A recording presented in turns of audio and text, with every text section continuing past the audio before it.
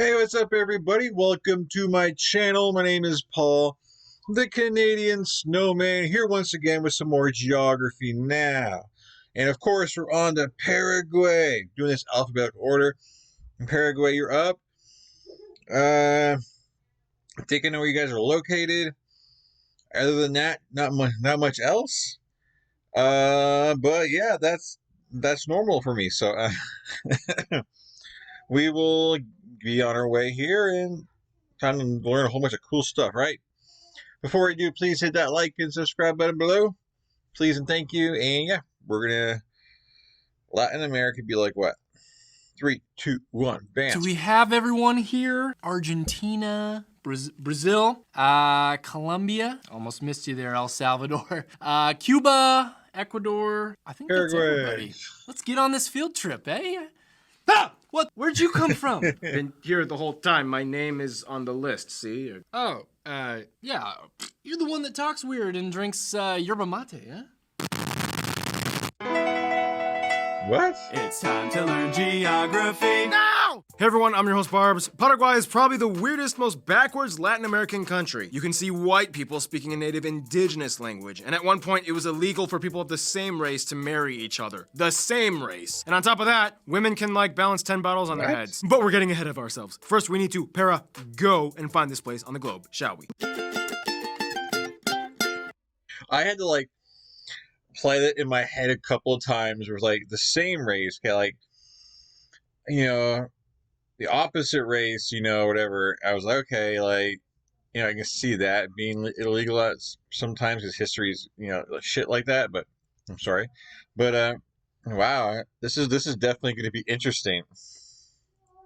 Paraguay is sometimes called the Corazón de Sudamérica, or the Heart of South America, because it's, in the middle. Interestingly enough, one of their departments is named after an American president. Anyway, Paraguay is one of the only two landlocked nations in South America, bordered by Bolivia, Argentina, and Brazil, and is the only country in the Americas to have never had a coast. Bolivia once had one, and they don't like to talk about it. Paraguay is made up of 17 departments, with the capital and largest city, Nuestra Señora Santa María de la Asunción, or in short, Asunción. Here, of course, you can also find the busiest shipping port, the port of Villeta, along the Paraguay River, as well as the largest and busiest airport most people fly into, Silvio Pettirossi International. Whereas the second largest city, a skip further to the east, aptly named the Ciudad del Este, or East City, has the second largest and only other international airport, Guarani International. Speaking of which, see these islands in the river right here? Yeah, they used to have a huge waterfall called the Guaira Falls, or Sete Quedas. They were flooded by the reservoir created by the Itaipu Dam, the second largest dam in the world, completed in 1982, shared with Brazil. And according to most maps, it seems like this island right here is kind of split among the border with Brazil, but nobody really pays attention. Getting around in Paraguay is mostly concentrated within the areas east of the Paraguay River, which holds over 90% of the population. This area is called the Parañaña region. This whole area right here to the west is known as the Gran Chaco region, which also used to belong to Bolivia, but they don't like to talk about it. Anyway, it makes up about 60% of the country, yet only holds about 5% of the population, and only one main highway goes through it, the number 9 highway, which enters into Bolivia. The Alto Paraguay department in itself only has about 18,000 people, whereas just the capital city in itself has over 500,000. Fun fact, despite being landlocked, they actually have the largest navy of any landlocked country in the world, mostly patrolling the rivers. Also, another fun fact, many Paraguayans will tell you about how big the country used to be before the Triple Alliance War. Anyway, some of the top notable sites that you guys, the Paraguayan geography peeps, suggested we mention include places like the National Museum of Art in Asunción, the Botanical Garden and Zoo, the Museums of Ethnography and Natural History, Trinidad and these Jesuit missions, the streets of Aragua, the Valemi Caverns, the Heroes Pantheon, the Palacio de los Lopez, the Independence House Museum, Asunción Metropolitan Cathedral, Conembol Headquarters, Ferrocarril Station, and the Historic Center of Asunción. Not to mention some pretty nice waterfalls and this national park that I really can't pronounce. Ibicuí is a Guarani word, not Spanish. We'll explain culture stuff later, but in the meantime, land stuff! Geography.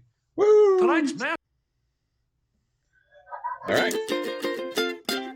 So as you've probably been able to gather by now, most of the fun stuff happens on the east side of Paraguay. But that doesn't mean that the west has nothing going on. For one, the country lies on a larger subregion that extends across the southeastern coast of South America, known as the Rio de la Plata Basin, where all the major rivers come together and empty into the Atlantic Ocean right next to Buenos Aires. This area is generally flatter with small rolling hills and no extreme elevation changes. The tallest point in the country, Cerro Pero, is only 842 meters in height. Not too far off, you can find the largest lakes, Lake Lake Ipoa and Lake Vera just south of the capital. The country is divided generally into 5 small ecological subregions, divided by the longest river that essentially bisects the entire country, the Paraguay River, where the country gets its name from. In the east, you have the northern uplands and the Parana Plateau, where the highest hills can be found, the Neambuku Plain, the lowest part of the country, and to the west, you have the Gran Chaco, the relatively flat, drier, incredibly boring part of the country made up mostly of farms and cattle ranches. Interestingly enough, though, if you go So why is everyone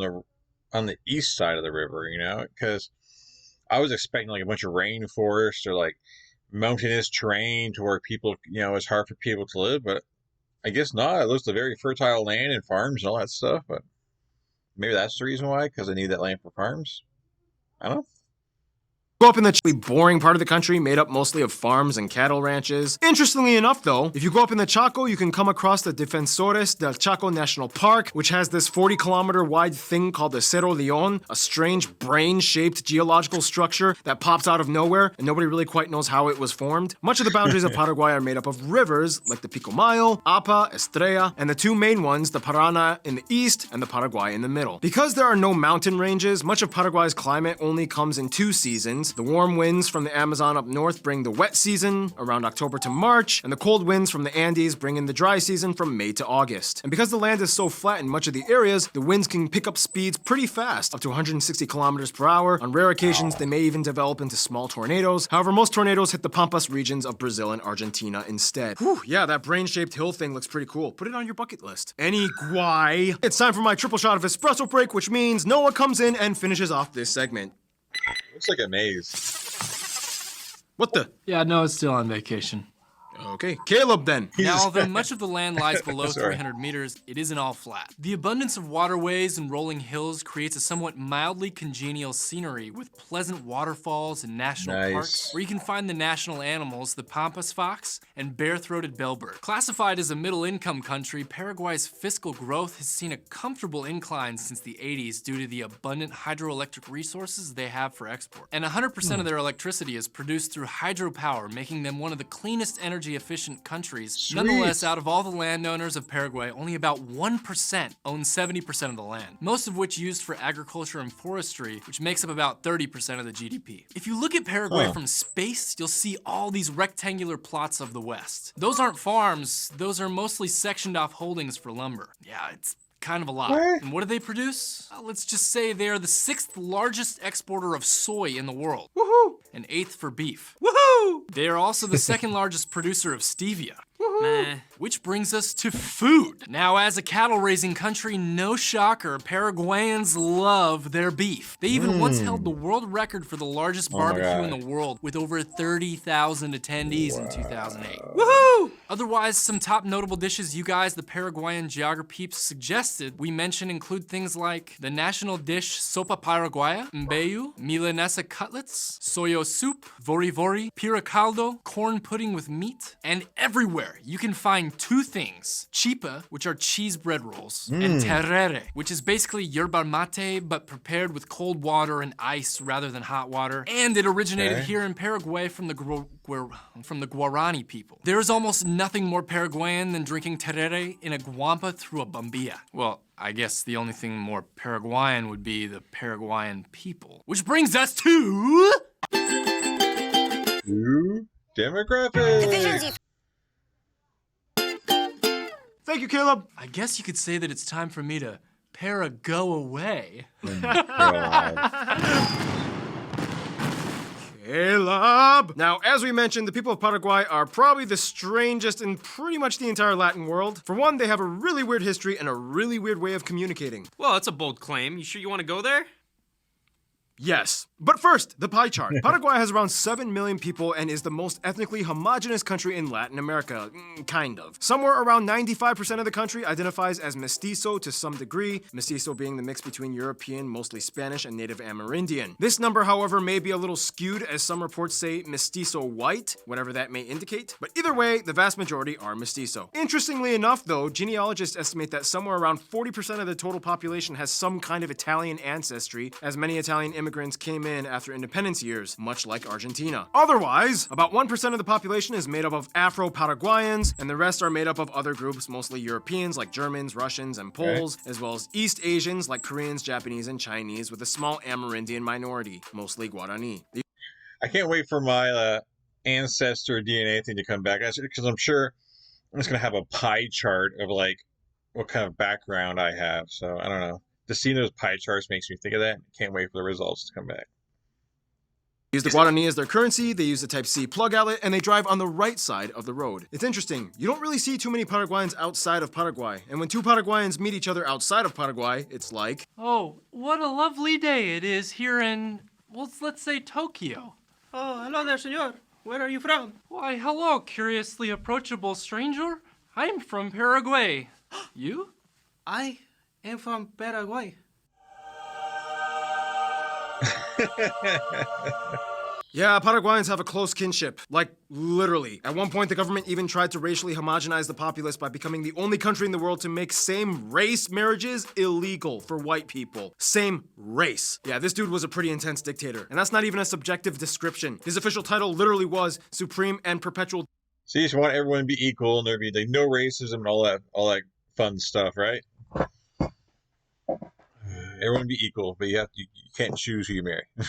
Dictator of Paraguay. Anyway, what makes a Paraguayan a Paraguayan? Well, most Paraguayans will probably tell you that the number one thing would be the Guarani language. Paraguay is officially a bilingual country with Spanish and Guarani, an indigenous native language, sharing equal status, although more people are actually fluent in Guarani. It's like a backwards New Zealand. Imagine if the majority of people who weren't Maori were fluent in Maori and English was their second language. That's basically Paraguay. But how did it become this way? Well, long story incredibly short, Jesuit missionaries learned to share their religion, and Spanish conquerors learned the language so that they could ally with the Guarani to fight against the Incans. Over time, children were born mestizo, but those Guarani mamas were really keen on teaching their kids their language. Plus, it was an acceptable language respected by the Spanish colonizers since it was used to help fight the enemy, and hence it was never really repressed. Today, most people are either bilingual or speak Yopara, which is like a mix between Guarani and Spanish, and who better to explain than an actual Paraguayan? So Paraguayan geography Marianne contacted us. Not only did she help me with this episode, but she was literally randomly visiting LA with her family on vacation while we were filming the Paraguay episode. So I said, do you speak Guarani? She said, my mom speaks better. So I was like, great, you both are going to be in the episode. Mariam, lo único haetan debe. En wahe oga pejaron potita. I'm sorry. Okay, so you know someone's Paraguayan when they say a few different phrases. In regular Spanish, mira esto. But a Paraguayan would say, mira un poco. And in Guarani, they would say, Ema emina koa. So most Latin American countries, they have like a word that kind of means anything like vaina. Or like, oh, mira esta vaina. But in Paraguay, we have like the Guarani word for it, which is maena. Ema emina koa. And as usual, Hannah usually takes over the culture stuff, but she's got a little acting gig going on, so she's not here. But that's okay, because we can always have Marianne again. You do this is your country, you should do this, okay? We don't need Hannah for this.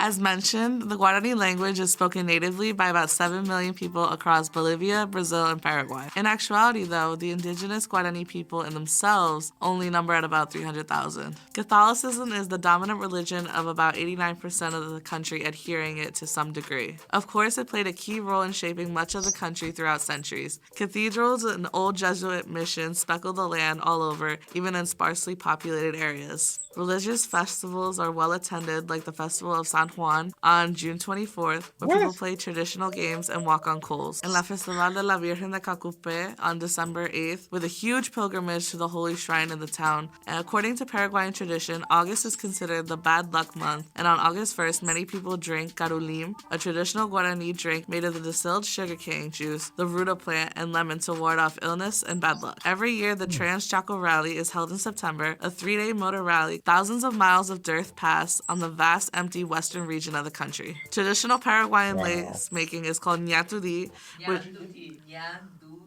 Ñanduti. You see, she does this in real life. Ñanduti, which means spider web, and there's even a Ñanduti festival in July. And finally, technically, it is still legal to have gun duels to settle disputes as long as both parties are blood donors. Yeah, gun duels. And finally, let's let Keith finish up.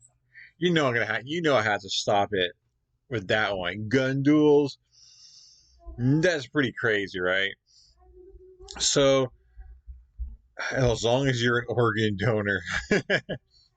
So basically, if you need an organ or you have a family member needs an organ and die, basically try and start some kind of fight or feud and then try and get them to have a duel, and then the loser, there you go. You kind of help your family or friend out. So there you go. That's kind of crazy though.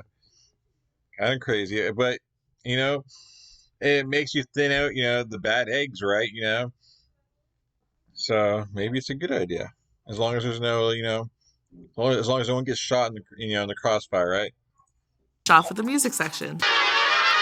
In Paraguay, music has always been kind of an escape from the pressures of life, whether it be a dictatorship or having something over half your population killed off or something like that. So they have three main traditional styles of music. The lively galopa and this thing I can't pronounce. Paraguayan polka was actually influenced from the Czech immigrants and evolved into the guarania, created by this dude in 1925. Traditional instruments fuse both native and Spanish elements. You might see things like sugarcane flutes and gourd rattles. Whereas the Spanish introduced the Spanish guitar and Spanish harp, which turned into the famous Paraguayan harp. Paraguayans are world renowned for being top harp players. Finally, the one thing you cannot miss if you come to Paraguay is the bottle dance, or the danza de la botella. Women dance with bottles or jars stacked up on their heads, sometimes balance over 10 at a time. It is truly a spectacle to see, kind of like this. So yeah.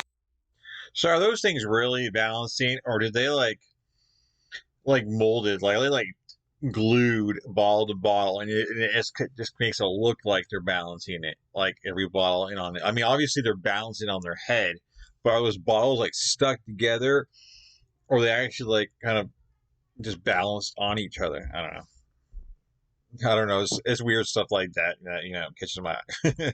Yeah, if you're gonna take anything away from Paraguay, it's polka, harps, and bottles. And that's pretty much all I got. Oh, Okay. and hey, we are launching Keith t-shirts. God, we're launching Keith shirts, and it's gonna be awesome. That's right. Thank you, Keith. Order his shirt on geographynow.com. Yeah, to elaborate on what Keith said, during the Paraguayan War, or the War of the Triple Alliance, Paraguay pretty much had three countries gang up on them and lost somewhere around 70% of their entire male population through war. Historians claim that this was probably one of, if not the most destructive war on the populace in modern times. Yeah, it's a crazy part of their history. And speaking of history, here's the extremely I mean, I gotta watch it. I do a lot of war history videos. One day I'm gonna have to, hopefully there's a series out there just on this, just on that war. I mean, it seems like something that would be, interesting to watch.